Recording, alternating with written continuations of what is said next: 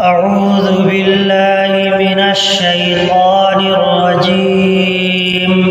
بسم الله الرحمن الرحيم والتين والزيتون وطور سينين وهذا البلد الأمين لقد خلقنا الإنسان في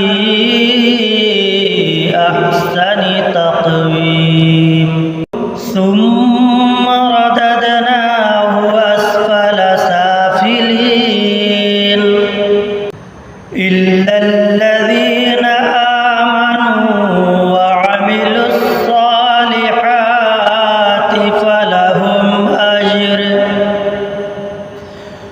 فلهم أجر غير ممنون فما يكذبك بعد